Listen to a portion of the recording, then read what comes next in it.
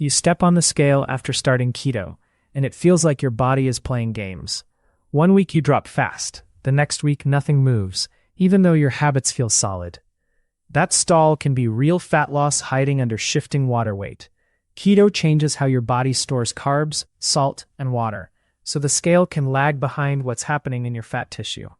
The key is learning what keto water weight actually is, and what triggers it to swing up or down. Once you understand the mechanics, you stop panicking over a 2-pound jump. You also stop celebrating a drop that's mostly fluid.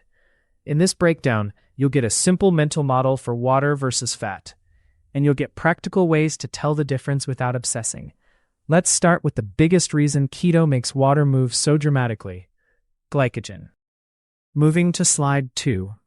Glycogen is stored carbohydrate in your muscles and liver. Think of it as your body's quick-access fuel tank for higher effort. Here's the part that matters for the scale. Glycogen binds water. When you reduce carbs, glycogen drops, and the attached water is released and excreted. That's why many people see a big early drop on keto.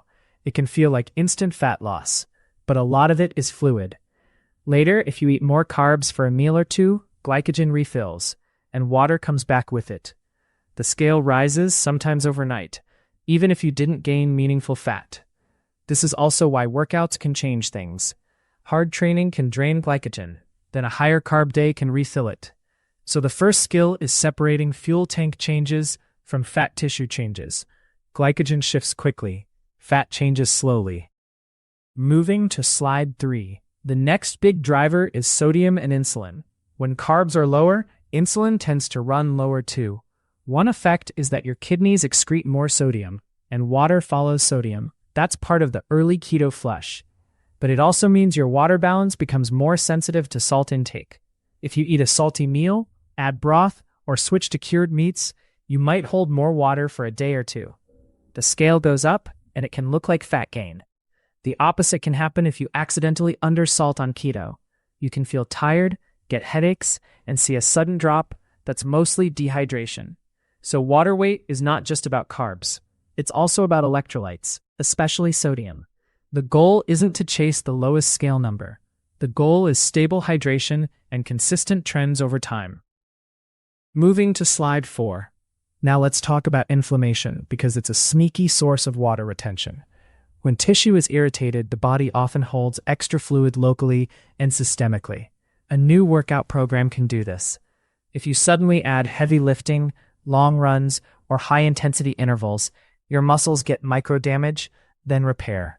That repair process pulls in water, so you can be losing fat and still weigh more for several days. Sleep also matters. Poor sleep and high stress can shift hormones that influence appetite and water balance. Even if calories and carbs are steady, stress can make the scale noisy. The important takeaway is this: water weight can be a sign of recovery, not failure. If your performance is improving and your waist is stable or shrinking, a temporary scale bump can be normal. Moving to slide 5. Constipation is another common keto factor that can look like water weight, even though it's partly just mass. When you change food volume, fiber, and hydration, bowel movements can slow down.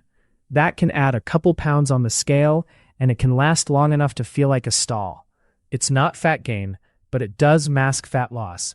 The fix is usually boring, but effective. Adequate fluids, enough sodium, and fiber you tolerate well.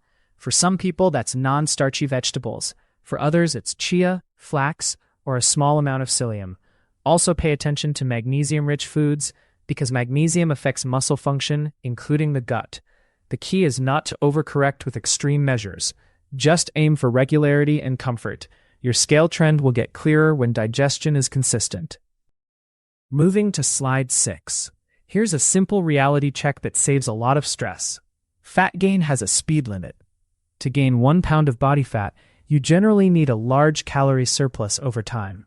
So if the scale jumps 2 to 5 pounds in a day or two, that's almost certainly water, glycogen, and gut content. That doesn't mean you ignore it. It means you interpret it correctly. Ask what changed in the last 48 hours: carbs, salt, sleep, stress, training, alcohol, or digestion. Alcohol is a big one because it can disrupt sleep and hydration, and it often comes with salty food. When you start thinking in 48-hour causes, the scale stops feeling mysterious. You're building a detective mindset. And that mindset is what helps you stay consistent long enough for real fat loss to show up clearly. Moving to slide 7. So how do you tell water loss from fat loss in real life? Start by changing how you weigh. Daily weigh-ins can be useful, but only if you treat them as data points, not verdicts. Weigh under consistent conditions, same time, after the bathroom, before food, similar clothing. Then use a weekly average. The average smooths out sodium days, hard workouts, and random fluctuations. Next, pair the scale with at least one other metric. A waist measurement is simple and surprisingly powerful. If your weekly average weight is flat but your waist is shrinking, fat loss is likely happening. If weight is down but waist is unchanged, it might be mostly water. Neither is bad, but they mean different things. The goal is to create a dashboard, not a single number obsession. Moving to slide 8. Clothing fit is another underrated signal because it reflects body volume, not just water. Water retention can make you feel puffy, but it usually shifts quickly and inconsistently. Fat loss changes fit more slowly, but it's more persistent. Pick 1 or 2 reference items, like a pair of jeans or a belt notch, and check them about once a week. Don't do it daily, because you'll just chase noise again. Also pay attention to how rings, socks, or shoes feel. If everything feels tighter after a salty meal, that's a classic fluid clue. If your belt is gradually moving in, that's a stronger fat loss clue. The trick is to keep the check consistent and unemotional. You're looking for direction over time. When multiple signals agree, you can trust the story they're telling. Moving to slide 9. Let's add one more layer, performance and appetite. When you're losing fat in a sustainable way, you often notice subtle changes like steadier energy, fewer cravings, and improved control around food. On keto, once you're adapted, hunger can become more predictable. Water retention, on the other hand, often comes with a specific feeling: puffiness, thirst, or soreness after training. Performance can also hint at glycogen shifts. If you do intense workouts, a low glycogen phase might make you feel flat. Then one higher carb meal can make workouts feel better and the scale jump. That jump is not automatically fat. It can be fuel and water returning to muscles. So don't evaluate progress only by weight. Ask, how do I feel? How am I performing? And is my appetite stable? Those clues help you interpret the scale correctly. Moving to slide 10. Now, the practical troubleshooting checklist for a keto stall that's probably water. First, did carbs creep up for a couple meals? Even keto-friendly foods can add up, and glycogen can rebound. Second, did sodium jump, like restaurant food, jerky, pickles, or broth? Third, did you train harder than usual, especially legs? Fourth, did sleep drop or stress spike? Fifth, is digestion slower than normal? If you can point to 1 or 2 of these, you usually have your answer. The best move is patience plus consistency. Keep your routine steady for several days and watch the weekly average. Avoid drastic cuts because aggressive restriction can increase stress and worsen water retention. If your plan is sound, water often whooshes off after your body settles.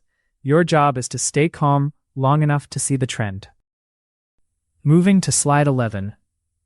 Let's also cover the opposite problem, mistaking water loss for fat loss.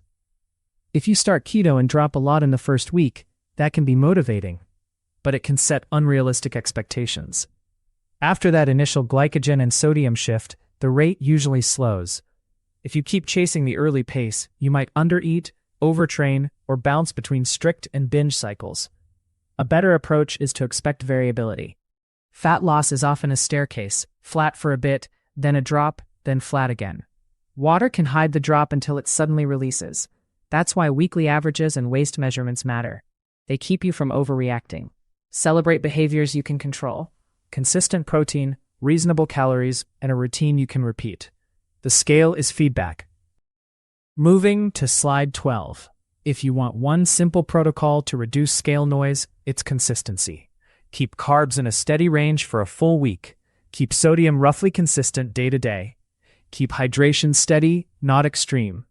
Try to keep weigh-ins under the same conditions.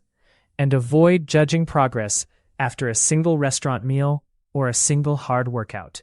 If you do want to experiment, change one variable at a time. For example, keep food the same and adjust sodium slightly. Then observe how your weight and how you feel respond over several days. That's how you learn your personal water patterns. Everyone's sensitivity is different. Some people swing more with carbs, others with salt, others with training inflammation. The goal is not perfect control, it's understanding. Once you understand your pattern, the scale becomes less emotional and more useful. Moving to slide 13. Let's wrap it into a clear takeaway you can use immediately. Keto water weight is mostly glycogen water, sodium-driven fluid shifts, inflammation from training or stress, and sometimes slower digestion. Those factors can easily hide fat loss for days and sometimes for a couple weeks. The way out is better measurement and calmer interpretation. Use a weekly weight average, not a single weigh-in. Track waist or clothing fit once a week. Note recent carbs, salt, training, sleep, and digestion when the scale surprises you.